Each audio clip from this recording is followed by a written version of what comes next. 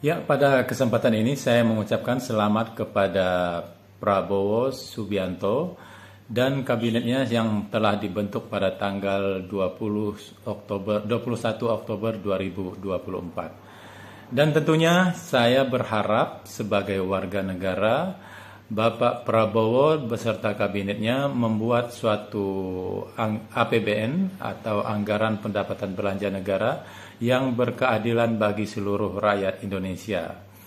Dan tentunya pemerintahan yang sekarang ini agar bisa memetakan bahwa rakyat Indonesia itu terbagi dalam 3 kategori, yaitu golongan miskin, golongan menengah, dan golongan yang mampu atau yang kaya.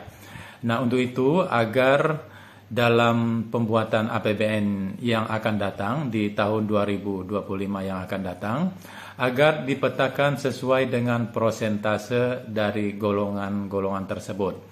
Misalkan di golongan ekonomi miskin misalnya atau ekonomi lemah yang berada misalnya 30%. Sedangkan golongan ekonomi menengah misalnya ada 60%.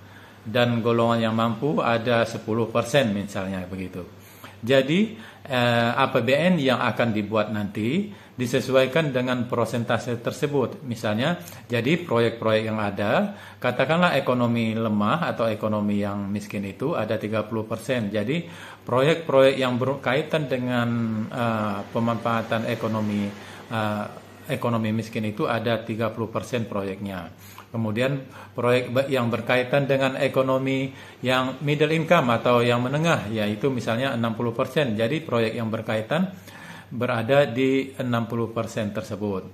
Kemudian ada proyek yang berkaitan dengan orang-orang yang sudah mampu atau orang yang kaya, misalnya proyek-proyek yang prestisius ada 10%. Begitu apabila menggunakan uang APBN. Begitu.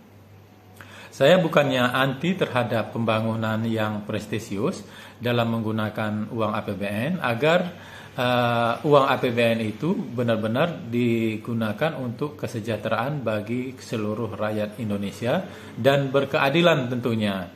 Jadi kalaupun pemerintah ingin membangun proyek-proyek yang prestisius yang modalnya cukup besar tentunya boleh, tapi jangan menggunakan uang APBN begitu. Mungkin mitra dengan investor asing atau investor lain gitu ya. Jadi tidak menggunakan uang APBN. Tapi kalau menggunakan uang APBN, agar uang APBN itu dibuat berkeadilan bagi seluruh rakyat Indonesia. Dengan demikian, pertumbuhan ekonomi yang dihasilkan dari pembangunan tersebut merupakan representasi dari kesejahteraan bagi seluruh rakyat Indonesia. Begitu harapan saya untuk Presiden Prabowo dan kabinetnya agar menjalankan pemerintahan sesuai dengan undang-undang dan memberikan keadilan bagi seluruh rakyat Indonesia. Bagaimana menurut kalian? Apakah kalian setuju dengan apa yang saya ungkapkan ini? Silakan berikan komentar di kolom komentar berikut. Oke, terima kasih. Wassalamualaikum.